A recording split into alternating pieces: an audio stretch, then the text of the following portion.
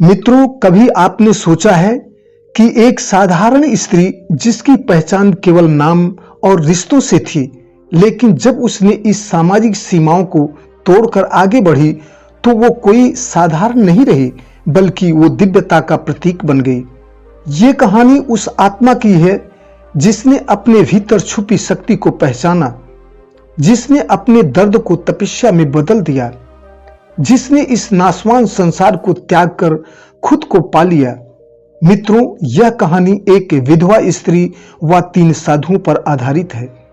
मित्रों, कहानी शुरू करने से पहले आप सभी मित्रों से निवेदन है कि चैनल को सब्सक्राइब कर लें और वीडियो को लाइक व शेयर करना न भूलें। शांति निकेतनपुर पहाड़ियों के पास बसा एक छोटा सा गांव था। उसी गांव में एक सुहानी नाम की महिला थी। सुहानी और उसके पति में एक अगाध प्यार था। इनका व्यवसाय खेती थी और पति पत्नी मिलकर खेती करते और बहुत प्रेम से रहते थे। दोनों में इतना प्यार था कि कभी भी आपस में मनमुटाव तक नहीं होता था। लेकिन कहा जाता है कि भाग्य को कोई नहीं जानता कि ये खुशियां कितने दिन तक साथ देंगी। सुहानी और उसका पति खेतों में काम कर रहे थे, लेकिन दुर्भाग्य की एक जहरीला सांप सुहानी के पति को काट लेता है और पूरे गांव में हलचल मच जाती है। बहुत दूर से झाड़ फूंक करने वाले आते हैं, तमाम तरह की देसी जड़ी बूटी दवाइयां पिलाई जाती हैं, लेकिन दुर्भाग्य की सुहानी का पति सांप के जहर से काला पड़ता जा रहा था। कोई भी दवा असर नहीं कर रही थी।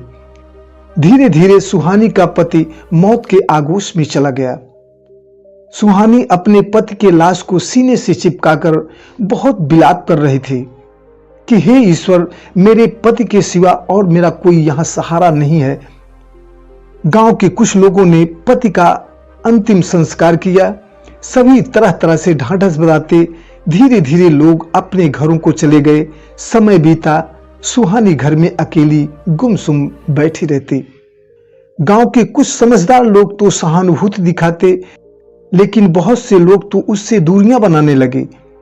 ऐसी नारी जो भरी जवानी में विधवा हो जाए, पिछले जन्मों का उसका बहुत बड़ा पाप है। ऐसी नारी अपशगुन होती है। उसे घृणित नजरों से लोग देखने लगे। अब उसे लोग अकेली समझकर कि इसका पति तो है नहीं, लोग उसे गलत नजरों से देखने लगे। उसके अकेलेपन का फायदा उठाने की कोशिश करते, लेकिन सुहानी ऐसी स्त्री नहीं थी। लोग उसे मंदिरों में जाने से रोकने लगे कि ये विधवा है, इसे मंदिरों में नहीं जाना चाहिए। ये सब कुछ होने से उसके मन में एक अपार पीड़ा होती। एक तो पति का बिछोह, दूसरे समाज के इस तरह के व्यवहार से धीरे धीरे वो अपने में ही घुटती रहती। एक दिन अकेली अपने घर के पास बैठी थी, देखती है कि 3 महात्मा उसके घर की तरफ ही चले आ रहे हैं। उनके मस्तक पर एक अजीब सी आभा थी। तीनों के चेहरे पर एक अजीब सी शांति थी। तीनों महात्मा सुहानी के दरवाजे के पास आकर रुक गए। सुहानी तीनों संतों को हाथ जोड़कर प्रणाम किया। धीरे धीरे गांव वाले भी सुहानी के दरवाजे पर महात्माओं का दर्शन करने आने लगे। धीरे धीरे काफी भीड़ हो गई। सभी ने कहा, भगवान आप हमारे गांव में ठहरें और हम सभी को अपने आशीर्वाद से कृतार्थ करें। संत ने सभी को कहा कि यो मस्त, मैं अवश्य रहूंगा यहां पर। तभी तीनों महात्माओं ने सुहानी को कहा, देवी तुम इस समय बहुत दुखी हो, लेकिन पुत्री ये दुख तो बहुत छोटा है। बेटी तुम तो महाभाग्यशाली हो। ऐसी विलक्षण भाग्यशाली तो शायद कोई विरला ही होता है। ये सुन सभी गांव के लोग आश्चर्यचकित हो गए। गांव वालों ने कहा, महात्मन ये विधवा है, इसका पति मर चुका है। साधु ने कहा, नहीं, इसका पति कभी मर ही नहीं सकता। इसका पति अविनाशी है, इसे उस पति को पाना है। इसके जीवन में एक अद्भुत परिवर्तन होने वाला है। सुहानी साधुओं की अटपटी बातें सुनकर हैरान थी कि ये ऋषि मेरे बारे में ऐसा क्या जान लिए जो ये ऐसा कह रहे हैं।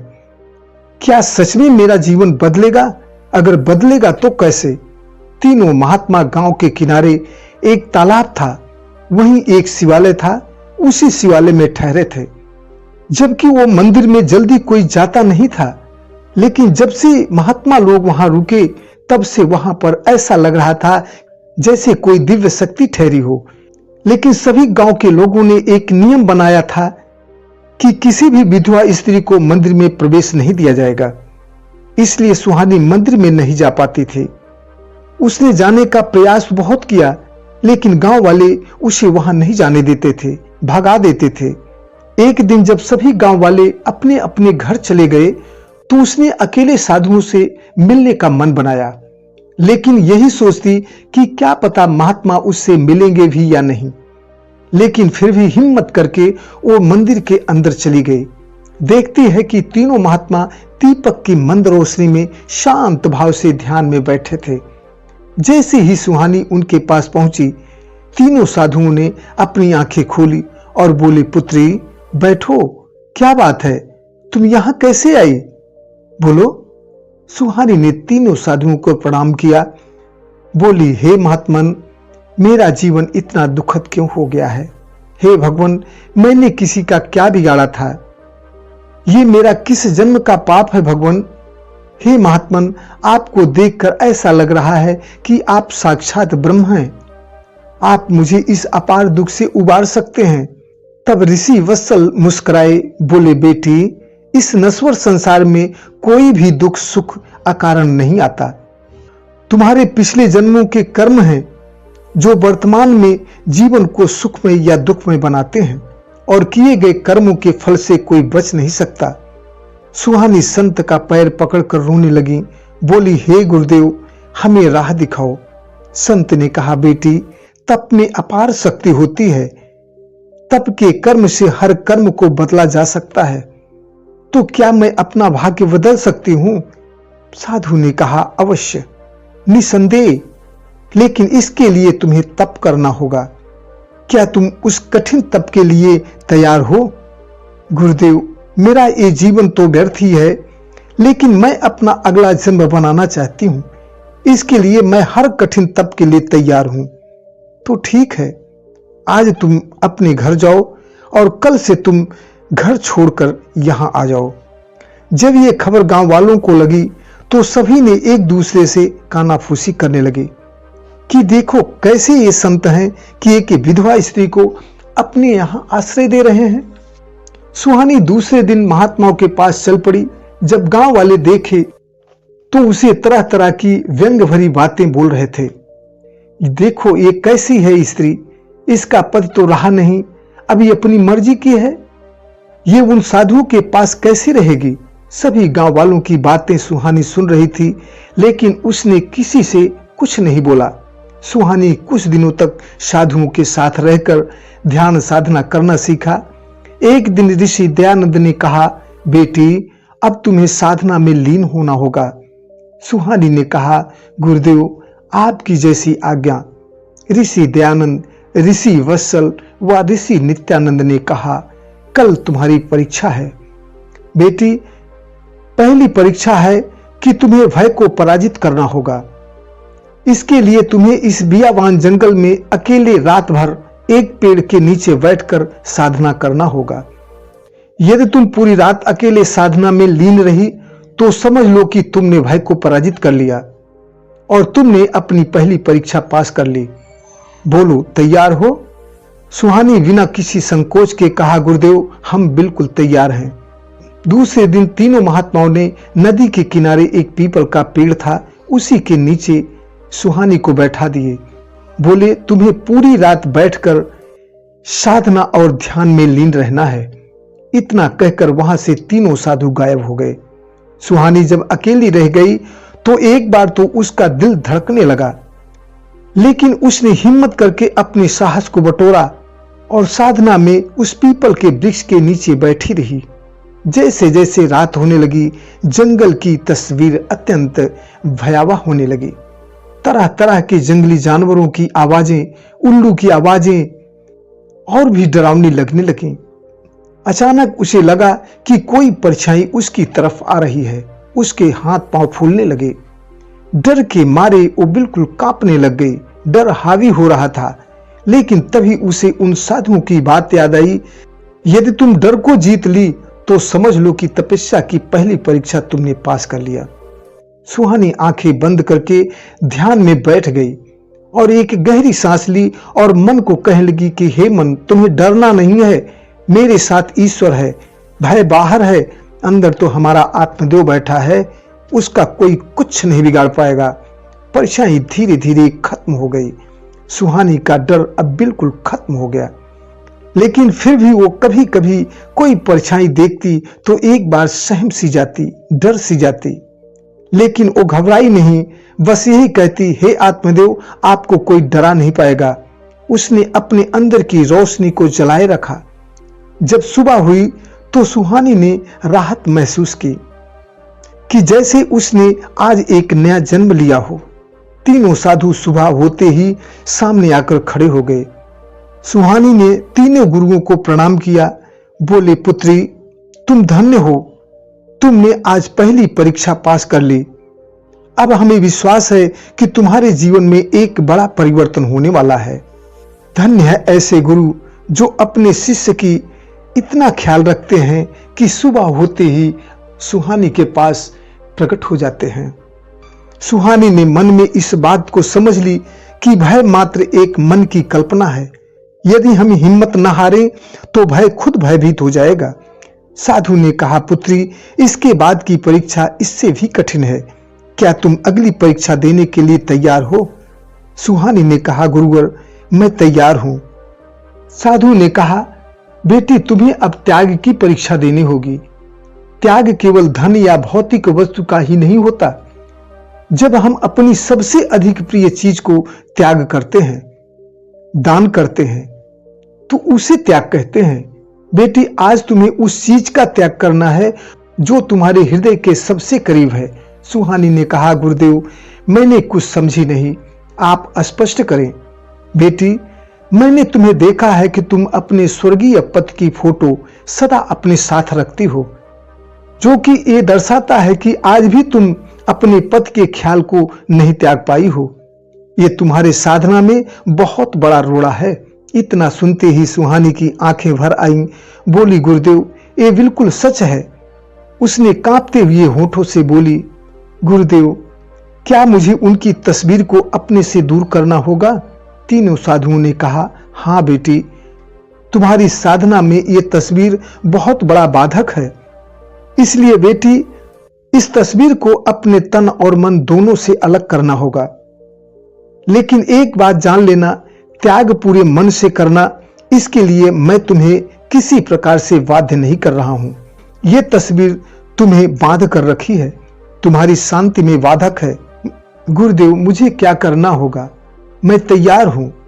तो ठीक है, जाओ, इस तस्वीर को नदी में प्रवाहित कर दो। वर्षों से सहेजे गए पति की तस्वीर को एक बार सुहानी ने बड़े प्यार से चूमा और कांपते हुए होठों से तस्वीर को लेकर नदी की तरफ चल पड़ी। उसकी आंखों में आंसू आ गए, मगर मन में एक ही संकल्प था कि अब वो इस आध्यात्मिक रास्ते पर चलती रहेगी। उसने नदी की बीज धारा में जाकर दोनों हाथों से पति की तस्वीर को एक बार बड़े ध्यान से देखा और जल में प्रवाहित करने से पहले निहारा। उसका जीवन उस तस्वीर से बंधा था, आज उससे भी वो मुक्त हो रहे थे। उसने दोनों हाथों से तस्वीर को जल में प्रवाहित कर दिया। आज जैसे उसके हृदय से एक बहुत बड़ा बोझ हट गया हो। वहां से सीधा सुहानी जंगल की तरफ उन तीनों साधुओं से जा मिले। तीनों महात्माओं ने कहा, बेटी, तुमने त्याग की परीक्षा भी पास कर ली। बेटी, तुम अब किसी बंधन में नहीं हो। जो तुम्हें अतीत से जोड़कर रखा था, आज तुम मुक्त हो गई। पुत्री, अब तुम्हारी आखिरी और सबसे कठिन परीक्षा अभी बाकी है। यह तुम्हारे अब तक का ज्ञान तुम्हारी ताकत को समझेगी। सुहानी ने कहा, गुरुदेव, मैं अब कठिन से कठिन परीक्षा देने के लिए तैयार हूं, आप आज्ञा करें। गुरु ने कहा, बेटी, तुमने भय और मोह को त्याग कर दिया है, लेकिन तुम्हें यह सिद्ध करना होगा तुम केवल अपने लिए ही नहीं बल्कि दूसरों के लिए भी जी सकती हो। तुम्हारे गांव में एक वृद्ध महिला है, उसका कोई सहारा नहीं है।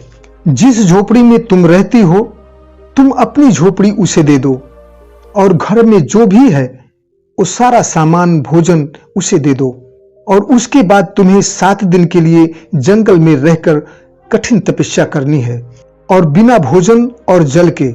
यह परीक्षा तुम्हारे धैर्य, संकल्प और संयम की होगी। इसे पूरा करने के बाद ही तुम्हारी आत्मा मुक्ति के मार्ग पर बढ़ेगी। मगर यह परीक्षा बहुत कठिन थी। बिना खाए पिए 7 दिन कैसे चलेगी? सुहानी ने हार नहीं मानी, बोली गुरुदेव हमें मंजूर है। सुहानी बोली गुरुदेव क्या हम 7 दिन तक बिना खाए पिए जीवित रह पाएंगे? तब तीनों साधुओं ने कहा बेटी, सच्ची शक्ति तन में नहीं बल्कि मन में होनी चाहिए। मन के हारे हार है, मन के जीते जीत। उसने संकल्प लिया, मन को मजबूत किया। सुहानी ने बिना किसी हिचक के अपनी झोपड़ी व सारा सामान उस वृद्धा स्त्री को सौंपकर जंगल चली गई। सभी गांव के लोग देख रहे थे कि आखिर इसको क्या हो गया है, लेकिन उसने किसी से बिना कुछ कहे, बिना कुछ पूछे, बिना कुछ बोले सीधा जंगल की तरफ चली गई। यह देखकर सभी गांव के लोग आश्चर्यचकित थे। सुहानी ने 7 दिनों तक जंगल में एक पेड़ के नीचे बैठकर साधना की। पहले दिन तो वो भूख प्यास से व्याकुल हो गई, लेकिन उसने अपना संकल्प नहीं तोड़ा। प्यास से होंठ सूखने लगे, शरीर में थकान महसूस होने लगी, लेकिन ध्यान से अपने को वो हटने नहीं दी। मन को वो समझाती कि तेरी ये आखिरी परीक्षा है, आत्मा तो अजर अमर है। इस दौरान मन बार बार हटने का प्रयास करता, लेकिन उसकी संकल्प शक्ति इतनी मजबूत थी कि वो टस से मस नहीं हुई। 5 दिन बीतने के बाद उसे लगा कि अब बस की बात नहीं है। पीड़ा असहनीय होती जा रही थी, लेकिन उन साधुओं की बात को जब याद करती और मन को समझाती कि सच्ची शक्ति शरीर से नहीं मन से होती है, यह सोचते ही उसके मन को एक अपार बल मिलता जा रहा था। उसने अपनी चेतना को शरीर से अलग करके अब सीधे ध्यान में लीन होने लगी। अब धीरे धीरे उसकी भूख प्यास की अनुभूति भी खत्म हो रही थी। ये अवस्था कोई आम अवस्था नहीं है। जब कोई आत्मा की गहराई में उतरता है तभी ये स्थिति उत्पन्न होती है। 7वें दिन सुहानी की आत्मा को एक नई ऊर्जा प्राप्त हुई। अब वह एक दिव्य शक्ति से जुड़ चुकी थी। सुहानी का 7वां दिन एक चमत्कारिक दिन था। अचानक वातावरण में एक दिव्य आभा प्रकट होती है। उसे एक अनादि ध्वनि का आभास होता है। उसी समय तीनों महात्मा ऋषि वत्सल, ऋषि दयानंद, ऋषि नित्यानंद सामने खड़े हैं। ऋषि ने कहा, धन्य हो पुत्री, तुमने जो आज ये परीक्षा दी है और परीक्षा में पास भी हो गई। इसमें बड़े बड़े ऋषि मुनि भी फेल हो जाते हैं। आज से तुम विधवा नहीं, एक सशक्त महाआत्मा बन चुकी हो। सुहानी दौड़कर तीनों साधुओं के चरणों में साष्टांग प्रणाम करती है। कहती है, हे गुरुदेव, ये सब कुछ बिना आपकी कृपा के संभव नहीं था। उसकी आंखों में आंसू छलक पड़े। साधु ने कहा, बेटी, अब तुम्हारे अंदर वो शक्ति है, तुम अपना ही नहीं बल्कि सभी का, पूरे जगत का जीवन बदल सकती हो। अब वो अंदर से बाहर तक अत्यंत खुश थी। उसके मुख पर एक तेज था। तीनों साधुओं ने कहा, बेटी, अब तुम्हारा ये जीवन सुख, शांति और सम्मान से सदैव परिपूर्ण रहेगा। तुम्हारे जीवन में कभी भी दुख, संताप नहीं रहेगा। तुम्हारी ये तपस्या समस्त संसार के लिए एक प्रेरणा है। सभी की आत्मा में परमात्मा बसते हैं, बस उसे पहचानने की जरूरत है। सुहानी के चारों ओर एक दिव्य प्रकाश हो गया। उसके मुखमंडल पर सुख, शांति की आभा थी। दोस्तों, अब सुहानी विधवा नहीं रही, अब वह एक तेजस्वी तपस्विनी बन गई। वही गांव वाले जो उसे अपशगुन मानते थे, आज सीधा से सभी उसके चरणों में नतमस्तक होते हैं। सभी का पथ प्रदर्शक बन चुकी है। दोस्तों, परिस्थितियां हमारे बस में हैं यदि हमारे अंदर साहस, संयम और सेवा का भाव हो। आत्मा अजर अमर अविनाशी है, बस इसे जो पहचान लिया वो पार हो गया। दोस्तों, कहानी कैसी लगी कमेंट करके बताना। आशा करता हूं कि सभी एक संयमित जीवन जिए, शांति से रहें, दूसरों से प्रेम करें, प्रेम जगाएं। धन्यवाद। जय हिंद।